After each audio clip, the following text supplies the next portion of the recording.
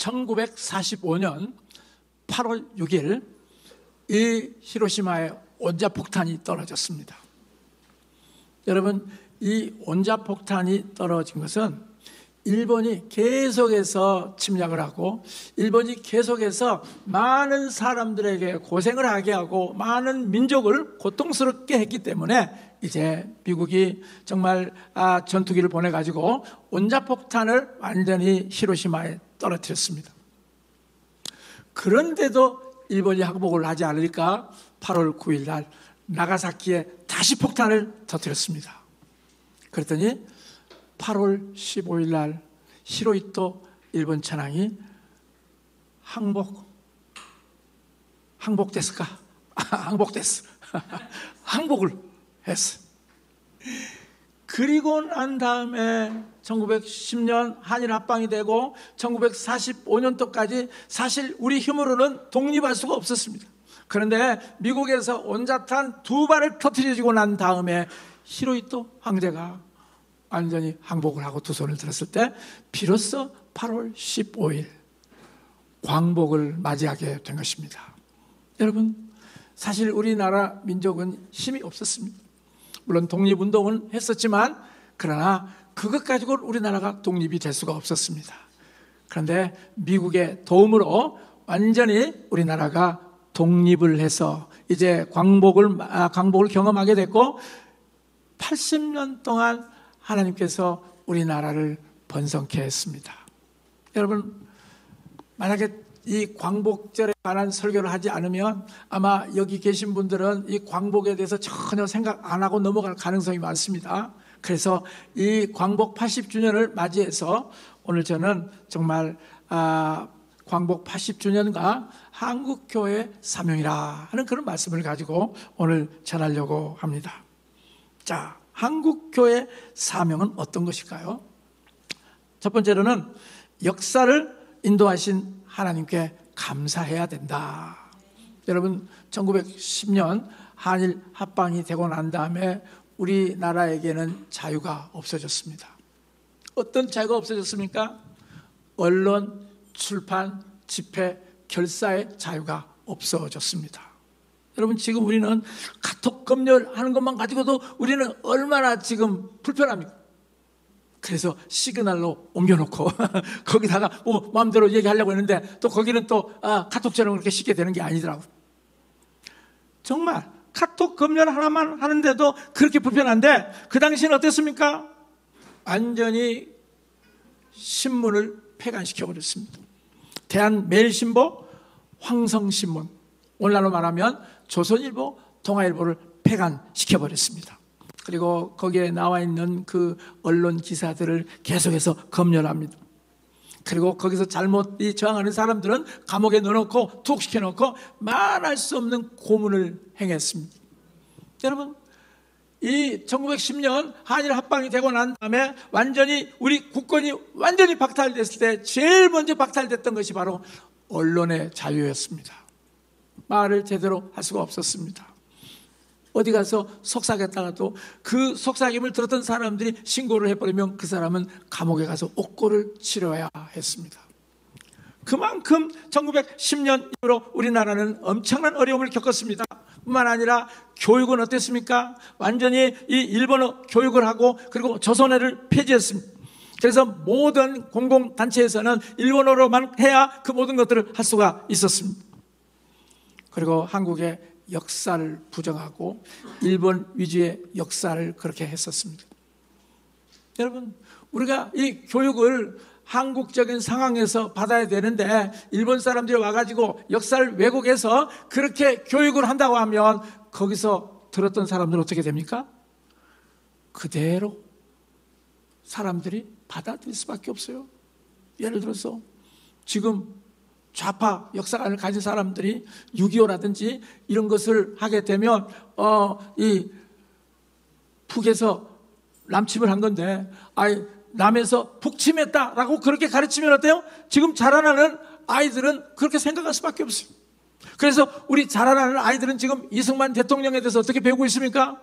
완전히 독재자 친일파라고 얘기를 합니다. 왜? 그렇게 가르쳤기 때문에 바로 이 역사 교육을 일본 사람들이 철저하게 그렇게 했다는 것입니다.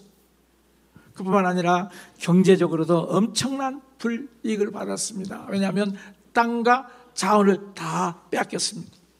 광산, 수산업, 이런 전력, 이런 모든 것들을 다 일본이 다 가져가 버렸어요. 그래서 우리나라 안에 있는 이 광산, 금광이라든지 그 다음에 또 석탄을 캐는 광산이라든지 이런 것 전부 다 일본 사람들이 와가지고 그것들을 다 빼돌렸습니다. 우리나라 자원이지만 우리나라 거라고 할 수가 없고 그 다음에 많은 사람들이 자기가 뭘 가지고 있었다 할지라도 그 땅을 다 빼앗아 버렸습니다. 경제적인 수탈이 아주 심했습니다. 그뿐만 아니라 강제징용, 이런 탄광이라든지 또 어려운 데는 강제징용을 해가지고 완전히 그 사람들을 그대로 보내버립니다. 그러면 어때요? 자기 의도하고는 아무 관계없이 광산에 가서 노동을 해야 됩니다. 거기서 힘들고 어렵고 지치고 병들어도 그냥 거기서 있다가 죽는 거예요. 여러분, 만약에 요즘 시대에 강제징용을 한다고 하면 여러분 어떻게 하겠어요? 말도 안 되는 소리다. 나의 의사를 무시하고 어떻게 강제징용을 할 수 있겠는가 라고 했지만, 그러나 그 당시에는 어쩔 수 없어요. 왜? 나라를 빼앗겼기 때문에, 국권을 빼앗겼기 때문에 그 일본 사람들이 하는 대로 할 수밖에 없었어요. 그뿐만 아니라 강제징병이 있었어요. 일하러 가는 것은 그래도 더 나았어요. 그런데 이 강제징병은 어떻습니까? 완전히 일본군과 함께 그 군대로 파견해버립니다. 그래서 이 한국 사람들을 앞자리에 놔두고 가서 돌격대로 해서 죽게 만들어버리고 일본 사람들은 뒤에서 그 쳐다만 보고 있었습니다. 징병, 이거는 정말 모든 것들을, 젊음들을 다 빼앗아가 버린 것이라 할 수가 있습니다. 그뿐만 아니라 전쟁 위안부들, 처녀들은 전쟁 위안부로 잡혀갔습니다. 나라를 빼앗긴다고 하는 것은 정말 수많은 불이익과 수많은 고통이 있을 수밖에 없다는 것입니다. 바로 우리가 80년 전에는 그런 삶을 살았다는 것입니다. 내 마음대로 의사표시 할 수가 없었습니다. 그뿐만 아니라 창씨 계명, 이름을 바꿔라, 성도 바꾸고 이름도 바꿔라. 그래서요, 제 이름이 일본식으로 말하면 고세이식이에요. I am 고세이식. 아리가또 고자이마시다. 홍정식이라고 하는 이름을 제가 어저께 챗GPT한테 물어봤어요. 어떻게 부르냐? 그랬더니 고세이식이라고 해요. 여러분, 여러분의 이름도 이 요셉이 아니라 이세이식? 이름도 다 일본식으로 다 불러야 했었어. 그게 바로 나라를 빼앗기게 되면 오는 비극이라는 것입니다. 그뿐만 아니라 이 종교적인 면에서는 신사참배를 강요했습니다. 그래서 신사 앞에 가서 절을 하고 알지도 못하는 그 신에게 빌고, 그거 안 하면 어떻게? 목사들도 그거 안 하면 어떻게? 감옥에 보냈어요. 신사참배를 안 하는 목사들이 다 감옥에, 한상동 그 고신측 목사님도 감옥에 들어갔어요. 손양원 목사님도 감옥에 들어갔어요. 이런 신사참배를 강요하는, 그래서 정말 이 36년 동안 우리 민족은 완전히 노예 삶을 살았던 것입니다. 그런데 하나님께서 이 나라에 그 많은 그리스도인들이 기도하고 하나님 앞에 부르짖음으로 말미암아 미국의 개입을 통해서 우리나라가 조강복이 45년도에 일어난 거예요. 놀랍지 않습니까? 그래서 우리는 역사를 통해서 에베네셀 되셔서 인도해 주신 우리 하나님 앞에 감사해야 됩니다. 여러분들이 비록 그 역사 가운데 있지 않았지만 그러나 그 역사 안에 있는 것들에 대해서 우리는 감사할 줄 알아야 됩니다. 이스라엘 백성들이 성경 안에 있는 그 역사를 감사할 때 그 놀라운 역사가 다시 온전히 이루어져서 구원의 역사가 나타나고 회복의 역사가 나타나고 부어짐의 역사가 나타나는 것처럼 우리도 이 1945년도에 광복을 주신 우리 하나님 앞에 감사해야 됩니다. 왜냐하면 감사하게 될 때 앞으로 오게 될 그 모든 억압에서 다시 우리를 회복시켜 주시고 그 광복의 빛이 오늘 이 나라에 임해서 이 나라를 모든 주체사상과 공산주의에서 회복해 주실 것을 믿습니다. 자, 이제 한국 교회가 해야 될 일이 역사를 통해서 함께 해주신 하나님께 감사해야 되고요. 두 번째는 자유와 번영의 시대에 영적 각성을 해야 됩니다.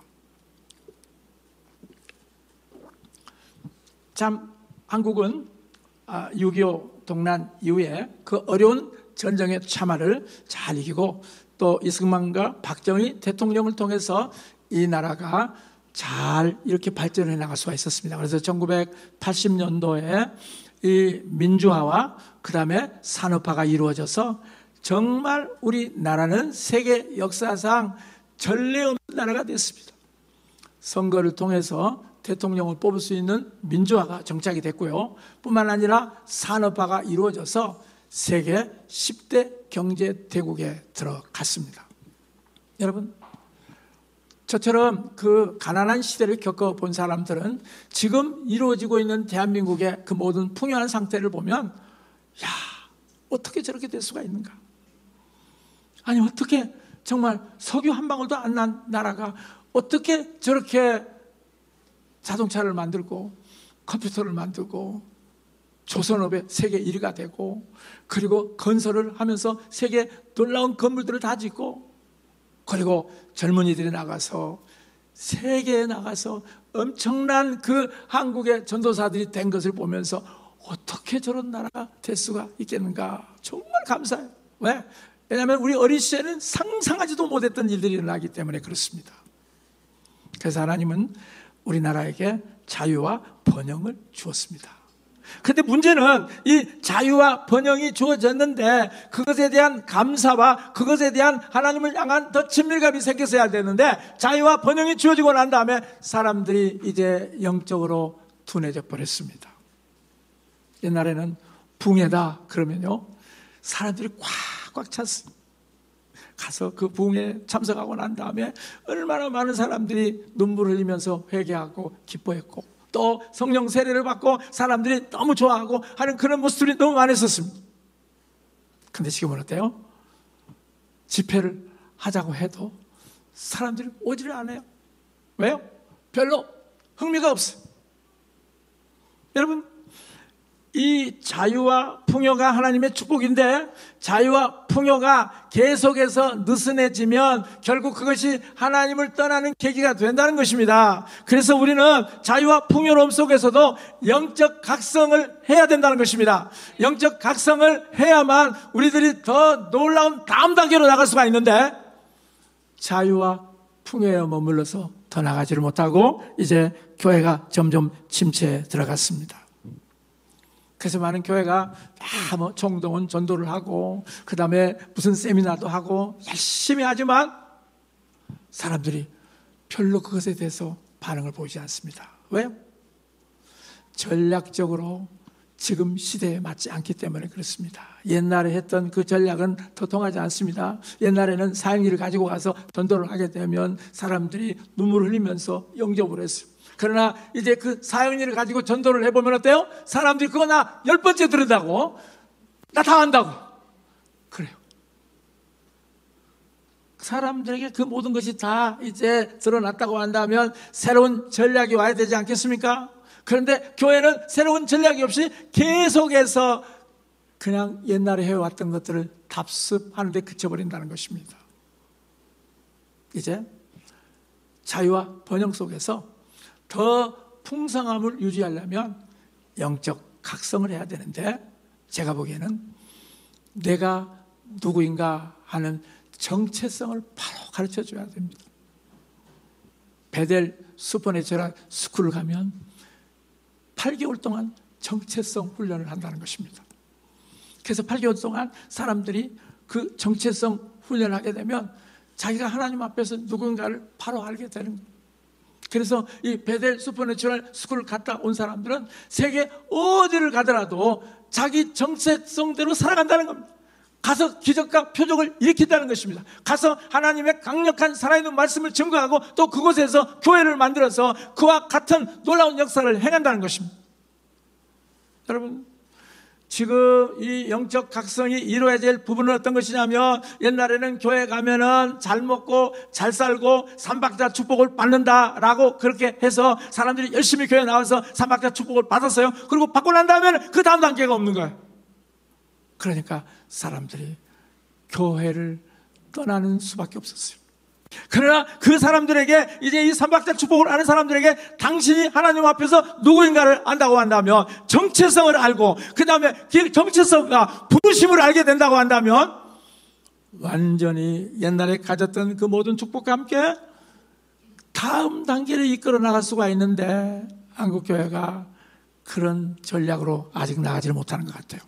여러분, 정체성을 알게 되면요, 나는 정체성대로 살아갈 수밖에 없어요.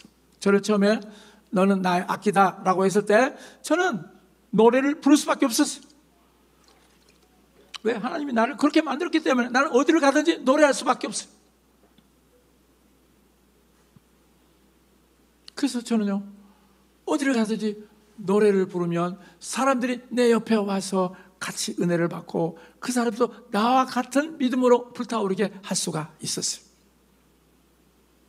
정체성을 만들어 놓으면 사람은 그대로 살아나갈 수밖에 없어요. 카나리아는 노래를 불러야 되는 것처럼 이 정체성을 다 사람들에게 하나님 주신 정체성을 가르친다고 한다면 그들은 자기들의 삶을 살아갈 수밖에 없습니다.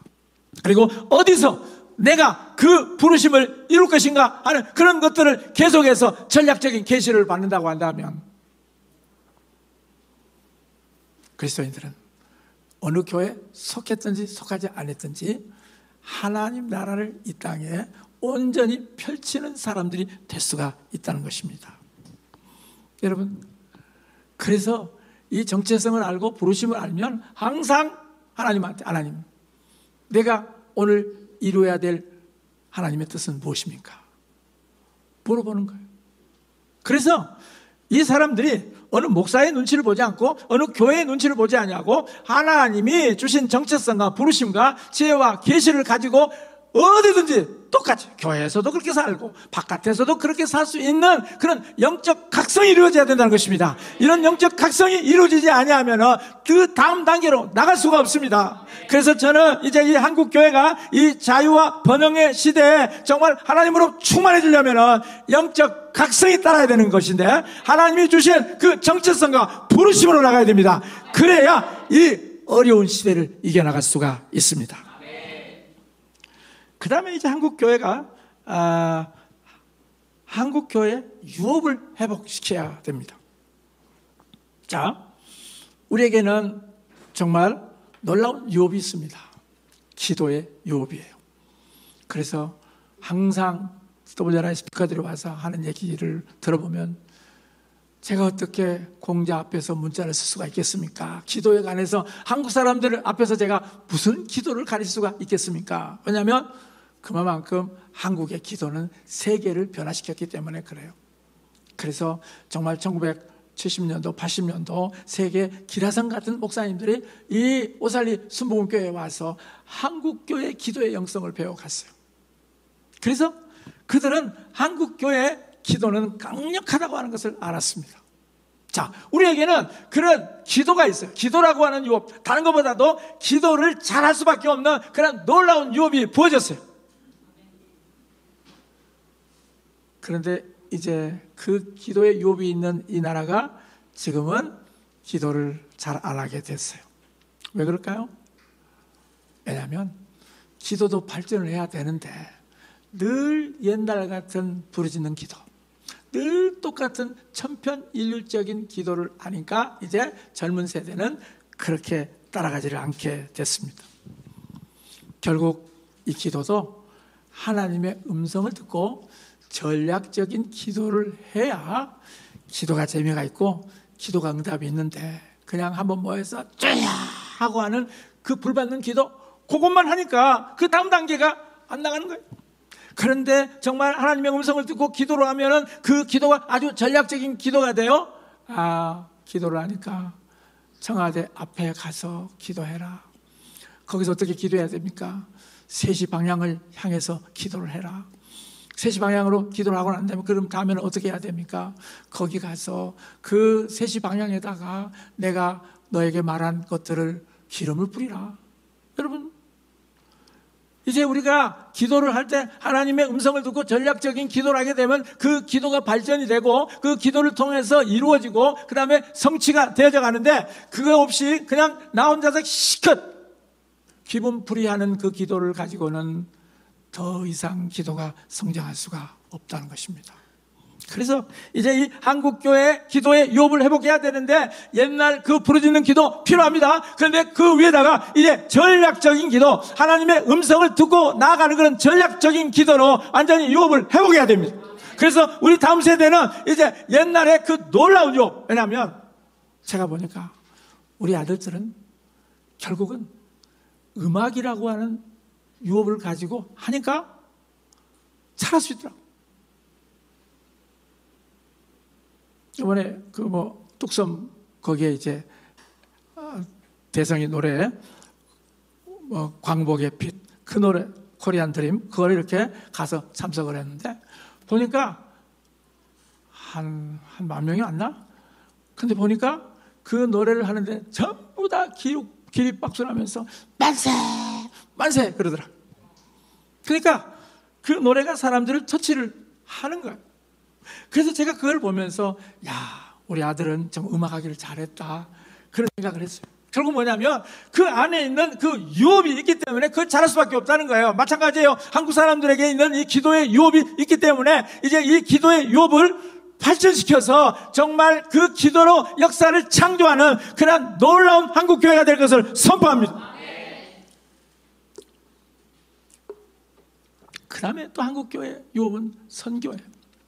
여러분, 한국교회가 그냥 개척을 하면요, 선교사를 돕는 일을 했어요. 그런데 나는 모든 교회가 다 그렇게 한 줄 알았는데 보니까 그렇게 하지 않은 교회가 세계적으로 너무 많더라고요. 미국이나 우리나라가 선교사들에 대한 열심이 있지 다른 나라는 별로 그 열심이 없더라고요.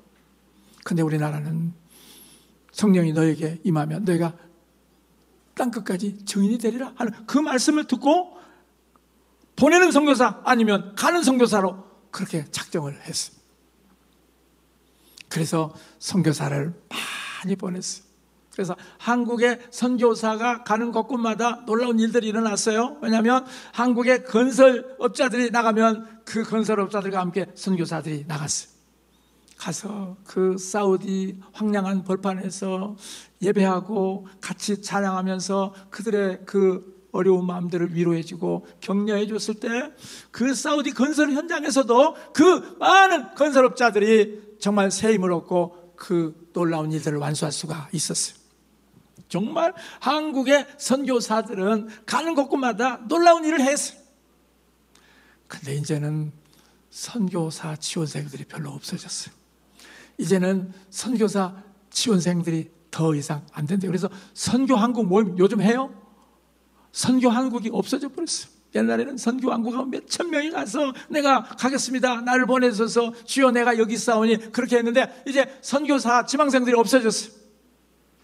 여러분, 이제 한국 교회에게 주신 그 유업 중 하나인 이 선교사를 보내는 것들이 다시 회복이 돼야 되는데 이제 이 선교는 달라져야 된다는 것입니다. 옛날 그 방법대로 해서는 안 된다는 것입니다.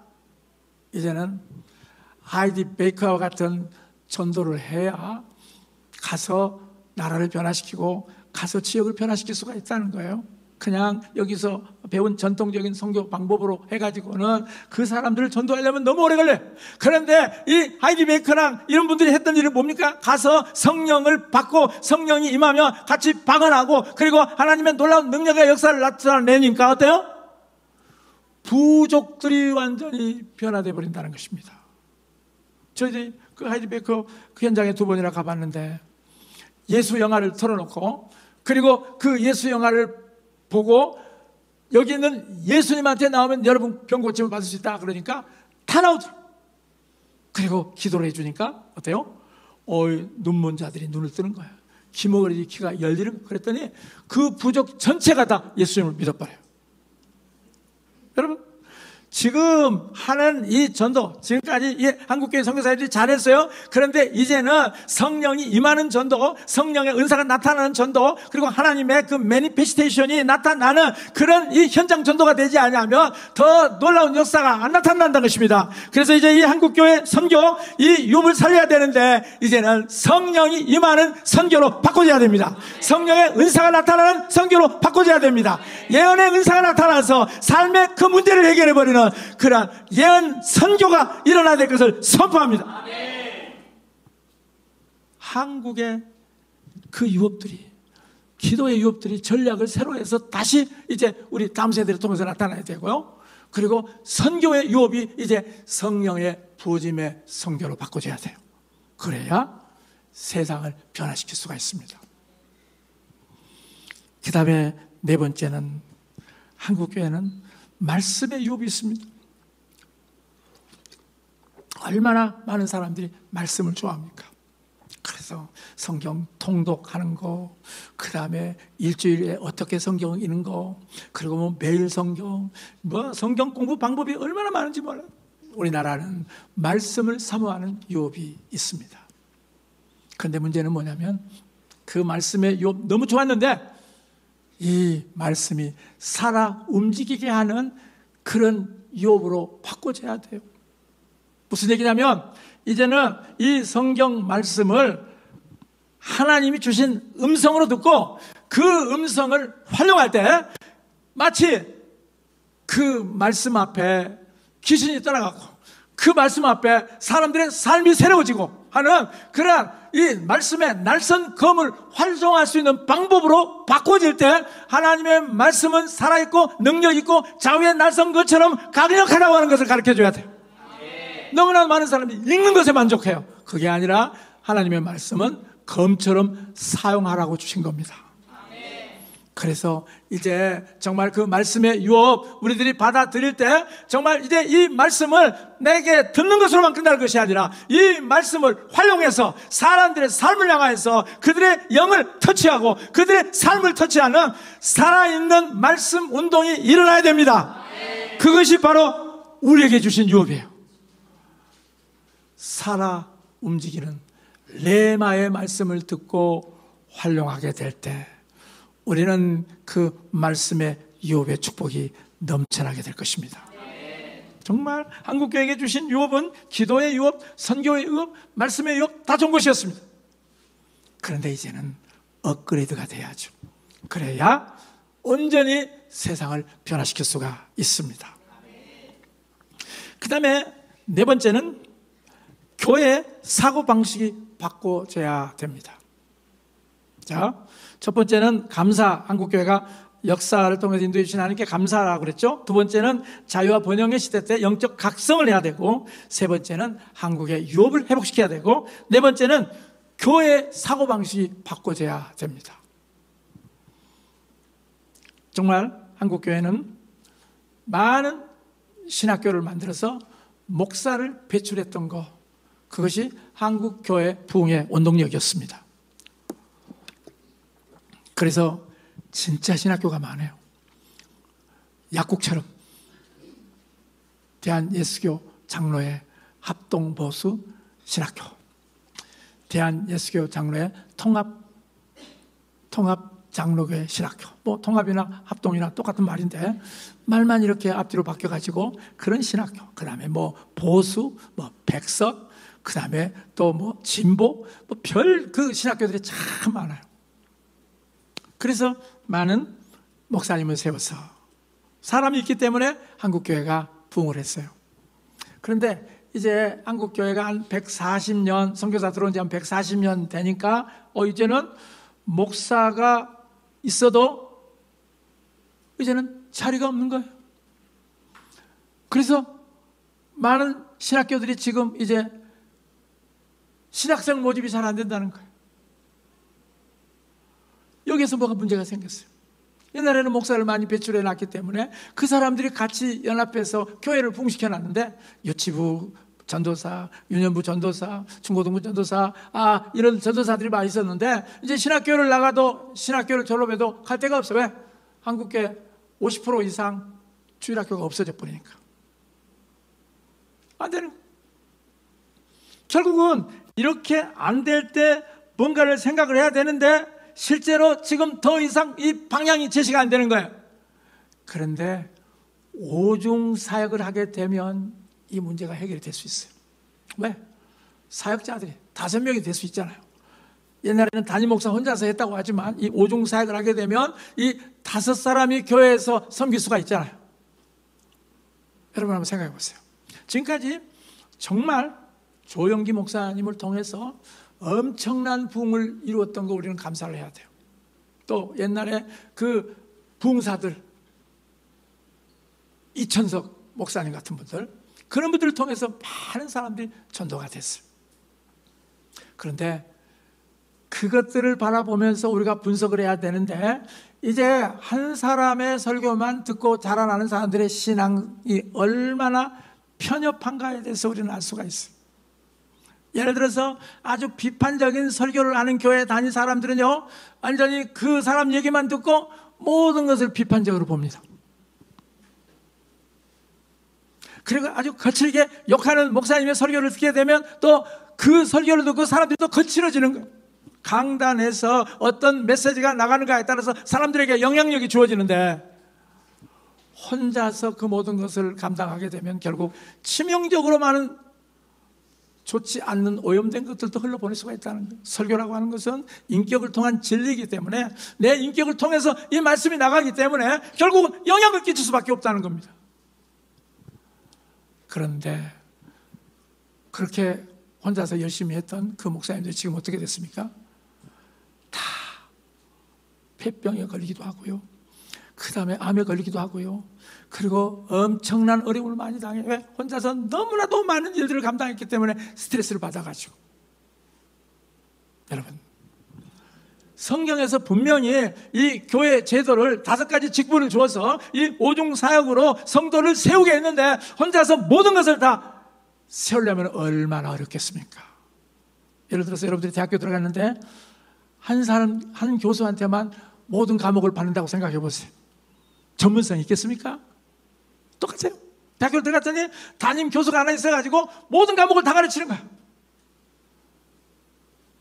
말이 안 되는 것처럼 사실은 목사님 한 분이 모든 것을 다 가르친다고 하는 것이 그와 같다는 것입니다. 그래서 선지자적인 그런 그 기름 부심을 받는 사람들이 성경을 보면 선지자가 보는 각도로 성경을 해석해줘서 사람들의 마음을 또 열어놓고, 복음 전도자의 그 관점으로 성경을 본 사람이 가르치면 사람들을 보면 전도하게 되고, 또 이 목자의 관점으로 성경을 보게 하면 사람들 가서 케어해주고 사람들을 돌봐주는 사람들이 일어나고, 그리고 또 교사적인 사람들이 말씀을 가르치면 그 진리의 말씀을 사모하는 열정이 솟아나고. 여러분, 이 한국 교회가 다시 새롭게 되려고 하면 먼저 교회 안에 사고방식이 바뀌어져야 되는데, 그것은 바로 이제 담임 목사 중심에서 이 오중 사역으로 발전해야 됩니다. 바로 21년 전부터 WRA가 이것을 계속해서 강조를 했는데, 강조하면 된다, 강조 안 하면 안 된다. 글쎄, 제가 앞으로 얼마나 살지는 모르겠지만 내 죽고 난 다음에 30년 지나서 아마 한국 교회는 오중 사역 교회들이 요원의 불처럼 일어날 것입니다. 그래서 이제 한국 교회는 교회 가면 바로 오중 사역자가 있다는 사실들을 알게 될 것입니다. 이게 바뀌어져야 돼요. 그래야 교회가 새로워질 수가 있어요. 그래야 이 변화하는 세대를 따라갈 수가 있습니다. 그 다음에 한국 교회 사고방식이 오중 사역이 바뀌어진다고 하는 거, 그 다음에 두 번째는 실대 영역으로 교인들을 가르쳐야 돼요. 지금까지 우리가 21년 동안 WRA에서 배워왔던 그 모든 것들이 한국 교회를 새롭게 하는 방법들이더라. 한국 교회 해결책을 제시하는 방법들이더라. 자, 보면은 교인들이 들어오면 우리는 새신자 훈련에서 예수님이 누군가를 알게 해줘요. 그리고 난 다음에는 이제 니들 마음대로 살아. 새신자 교육 3개월 하고 난 다음에는 이제 니들 마음대로 해라. 그러면 이제 자기들이 알 수가 없으니까 어디 가서든지 배우는 거예요. 인터넷 가서도 배우고, 유튜브 가서도 배우고, 또 무슨 정강호 목사 TV에 가서도 배우고, 다 이렇게 배우는 거예요. 그런데 그렇게 많은 것을 배워도요, 내가 어떤 영역에 나의 인생을 투자해야 될 것인가 하는 것들을 몰라요. 여러분, 이제 오중 사역자들이 세워지면 이제 우리 자라는 세대를 이제 가르치면서, 야, 너는 우리 이제 그 손주 이한이라고 하는 손주가 있는데, 얘는 갑자기 뭐라고 이제 좌석에서 앉아가지고 있는데 옆에 사람한테 이제 그 노래가 나오니까, 아저씨 저 노래 누가 작곡한 줄 아세요? 누가 작곡했는데? 우리 아빠가요. 얘는 두려움이 없어요. 누구한테든지 얘기를 해요. 근데 우리 첫째 아이는 아무 소리 안 해요. 누구를 만나도 아무 소리 안 해요. 그래서 내가, 야, 너는 목사가 되든지 아니면은 정치가가 되라, 그렇게 얘기를 했어요. 그러니까 어렸을 때 그 아이의 그 부르심과 그 아이의 은사를 개발해줘서 어렸을 때부터 그 아이를 그 부르심의 영역으로 완전히 보내야 된다는 겁니다. 그래야 어릴 때부터 내가 이 땅에 와서 해야 될 것이 뭔가를 확실하게 알 수가 있다는 것입니다. 그게 바로 7대 영역 아니겠습니까? 그런데 나하고의 그 전혀 나의 은사와 전혀 없이 너 가서 그 법학 공부해가지고 판사가 되라. 그래서 판사가 돼가지고 너무너무 고생하는 사람 너무 많아. 왜? 안 맞아. 그래서 우리는 이제 성경 공부를 가르치는 그 열정도 중요하지만 아이들에게 하나님께서 어떤 영역으로 부르심을 받았는가를 가르쳐주고 그거를 위해서 평생 동안 기도하고 준비하도록 세워야 이 나라를 새롭게 바꿀 수가 있어요. 특별히 저는 이 나라의 정치가 개판이 되고 난 다음에 이제 정말 우리 어린 자녀들을 정치 영역으로 가야 될 사람들을 제대로 세워서 그들을 응원해주고 그들을 장학금을 줘서 공부를 시키고 하는 그런 일들을 해야 되겠구나 하는 그런 마음이 불타올랐어. 왜? 정치 영역이 너무 개판이 돼버리니까. 또 사법이 완전히 사조직 집단이 돼가지고 대법원까지도 사조직 집단이 돼가지고 완전히 양심대로 법대로 정의대로 하지 못하는 것을 보면서, 와, 이제 우리 다음 세대들을 가르칠 때 정말 하나님의 사람으로 정치 영역에 파송돼야 될 사람들을 세워야 되겠구나, 그런 것들을 아주 절실히 느꼈습니다. 그래서 이제 이 7대 영역으로 완전히 변화시켜야 돼요. 여러분, 대만에 파이트 킹덤이란 교회가 있어요. 킹덤을 위해서 싸우라 하는 교회가 있는데 그 담임 목사가 지난번 파사디나에 와서 자기 교인들을 데리고 얘기하는 것을 들은 적이 있어요. 한 4,5천 명 모이는 교회예요. 그런데 이 교회는 어떤 젊은이들이 그렇게 많이 모이세요. 근데 젊은이들을 모여가지고 이 친구들은 뭐냐면, 너는 어떤 것이 너의 소명이냐 그렇게 물어봐가지고, 예를 들어서 IT 하는 아이들은 IT 하는 사람들끼리 모여가지고 그 부르심을 이뤄가도록 기도회를 결성한대요. 그래서 계속해서 IT 계열에서 이것들을 위해서 우리 기도하자라고 그렇게 기도해가지고 정말 IT 계통에 있는 사람들이 거기 와서 기도하니까 하나님이 전략을 주셔서 그 IT를 아주 잘하는 것을 보니까 또 IT 잘했던 사람들이 또 오는 거야. 그래서 정말 교회 오면은 내가 할 수 있는 것에 하나님의 지혜가 주어진다, 하나님의 살아있는 역사가 나타난다 하는 것을 알고요, 젊은이들이 몰려오는 거예요. 예를 들어서 어떤 사람들이 이제 비즈니스, 적은 중소상공업을 하는데 이렇게 이제 그 일을 해서 자기들끼리 모이도록 했다는 거예요. 그러니까 기도하면서 어떻게 하면 우리의 비즈니스를 하나님께서 전략적으로 키워주실 건가 계속 기도하다 보니까 하나님이 전략이 떨어져서 그 말대로 하니까 비즈니스가 확장되더라는 거예요. 그러니까 비즈니스하는 젊은 애들이 다 그 교회로 온다는 거예요. 그래서 킹덤을 위해서 싸우라 하는 교회인데, 그런데 대만에서는 그 교회를 아주 이단 취급한다는 거예요. 근데 이단 취급하고 전혀 관계없이 이 HRM에 소속돼가지고 정말 각 사람, 각 청년들이 가지고 있는 그 일들을 아주 잘할 수 있는 전략을 주니까 그 교회 젊은이들이 몰려든다는 거예요. 여러분, 이제 한국 안에서 이런 교회들이 일어나야 됩니다. 그래서 내가 믿는 하나님이 나의 하는 그 모든 일 가운데 계시를 주시고 전략을 주신다고 하는 것을 믿어야 돼. 그래야 새로운 세대를 이길 수가 있고 새로운 세대를 교회 안에 들어오게 할 수가 있다는 것입니다. 그래서 이 교회가 이제 사고방식이 바꿔져야 되는데 오중사역으로 바꿔져야 되고, 그 다음에 7대 영역으로 자녀들을 불러야 되고, 그리고 이제 다음 세대 지도자를 세워야 돼요.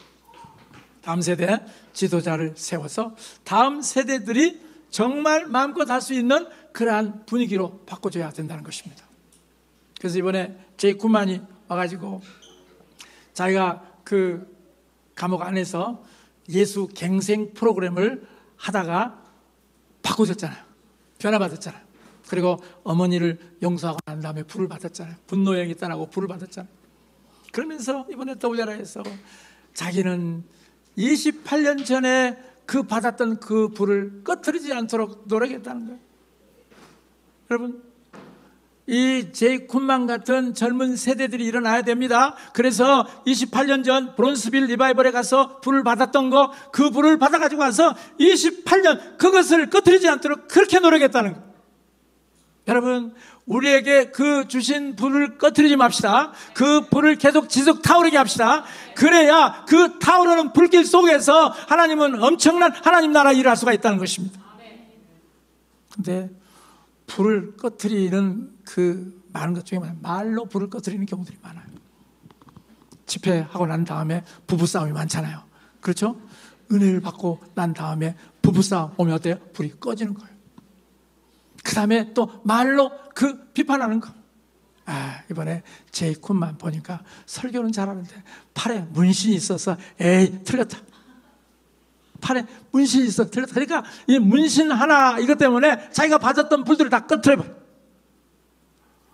여러분, 하나님이 주신 이 불을 잘 간직하려고 하면 우리의 삶의 태도가 아주 중요하다는 것입니다.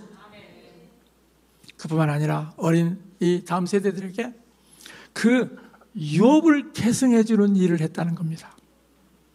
여러분, 이번에 가장 제가 감동을 받는 것은 제이 쿤만이 이 채한 목사님이 자기에게 교정을 해줄 때 그 교정을 아프지만 다 받았다는 거예요.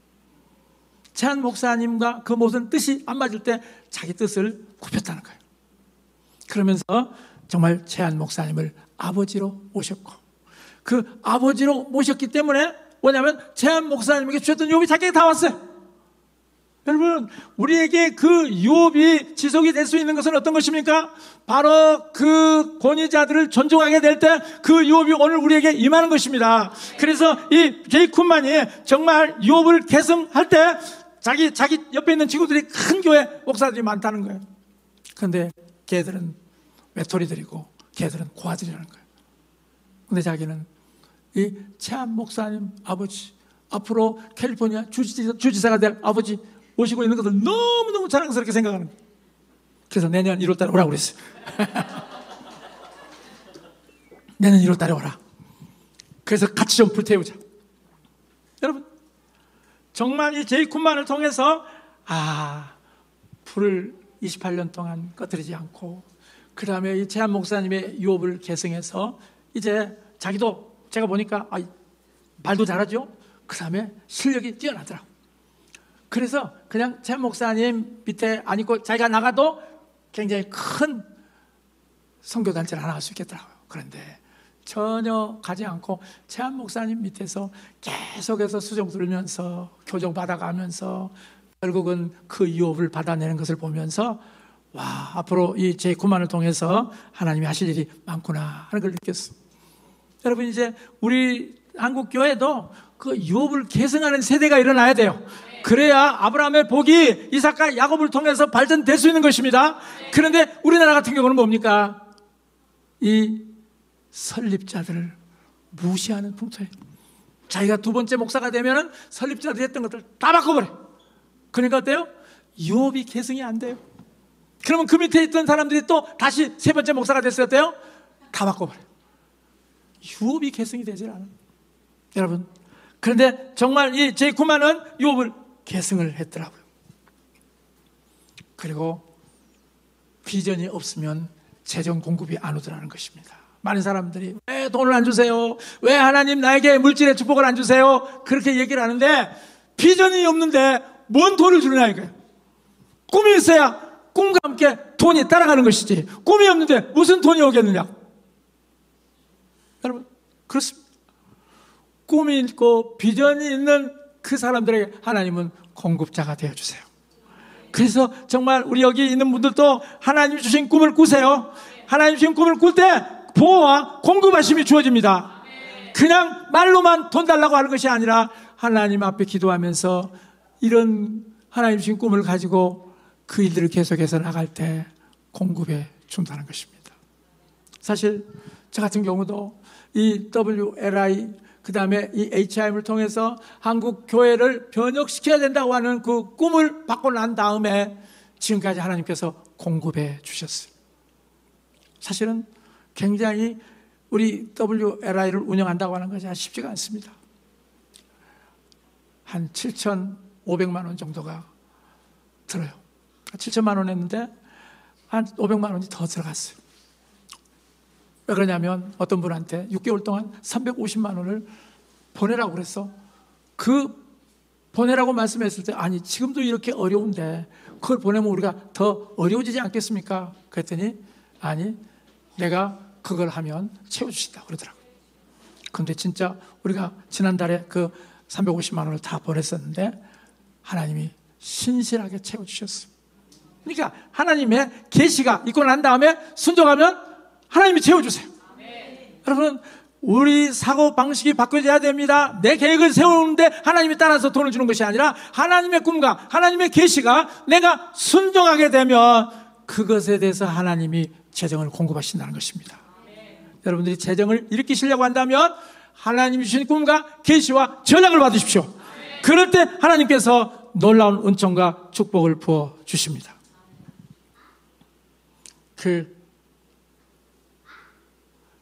이런 말을 했는데 여러분 기억하실지 모르겠어요. 제 구만이 없애야 될 큰 산이 있어야 믿음을 키울 수가 있다는 거예요. 내가 없애야 될 산도 없는데 무슨 믿음이 생기겠느냐. 큰 산을 이곳에서 저곳으로 던지라 한다고 하는 그 말씀 있잖아요. 믿음이 큰 산을 옮긴다고 했는데 실제로 우리들이 정말 그 훈련을 받을 때 내 앞에 이 큰 산이 있어야 우리의 믿음 훈련이 된다는 것입니다. 여러분, 저는 이 말씀을 들으면서 이 강복 80주년에 정말 우리 앞에 이 누구라고 하는 큰 산이 있는 것을 통해서 야, 우리의 큰 믿음을 발휘할 수 있는 좋은 시간이구나. 왜냐하면 믿음으로 그 큰 산을 옮기며 그 큰 산에 명하면 정말 이 바다에 던짐을 받는다고 했는데 하나님 우리에게 이 큰 산을 주셔서 감사합니다. 믿음으로 완전히 그것을 던지겠습니다. 그리고 하나님의 그 놀라운 뜻을 우리가 보겠습니다. 여러분, 우리들이 이 모든 상황 속에서 불리한 상황 같지만 그 불리한 상황은 우리의 믿음을 크게 만듭니다. 하나님의 초자연적인 역사를 보게 하실 것입니다. 여러분, 이 건국 80주년, 이 80주년을 보내면서 제가 한국교회 사명을 생각해 보면서 21년 동안 하나님께서 우리를 다음 단계로 준비할 수 있도록 해주셨구나. 그걸 느낄 수가 있었어요. 그러면서 이제 이 80주년이라고 하는 뜻이 뭔가 챗GPT한테 물어봤어요. 그랬더니 모세가 80세 부르심을 받았고 80세 부르심을 받았다고 하는 것은 하나님의 사역을 감당할 준비가 된 나이다. 그렇게 챗GPT 선생님께서 말씀을 해주시다. 이제 하나님의 사역을 감당할 준비가 됐다 하는 그 얘기를 제가 들으면서 이제 강복 80주년 이제 대한민국이 정말 하나님의 명령을 감당할 수 있는 준비가 된 나이가 됐구나. 이제 정말 이 나라 정부가 하나님의 공의를 받아들여서 하나님의 공의로 통치하는 그런 시기가 되었구나. 그리고 모든 사회 영역이 이제 하나님의 나라를 이 땅에 이룰 수 있는 그 모든 준비가 되었구나. 지금 보여지는 현상들은 그 준비의 최종 단계로서 이제 하나님께서 완전히 새롭게 하기 위해서 그런 모든 상황들이 주어졌는데, 이제 광복 80주년에 이 하나님의 나라를 이 땅에 완전히 실현할 수 있는 그러한 나이에 도달했구나. 여러분, 이제 이 광복 80주년을 통해서 이 나라는 새로운 단계로 나아가게 될 것입니다. 모든 질대 영역에 하나님의 신선한 바람이 불을 것입니다. 그리고 이 정치 상황을 통해서 이 정치가 얼마나 중요한가를 보게 하고, 뿐만 아니라 정치를 새롭게 하는 젊은이들이 일어날 것입니다. 그리고 정말 이 나라는 정말 K-폴리틱을 수출하는 그런 나라가 될 것을 선포합니다. 예수 그리스도의 이름으로 선포합니다.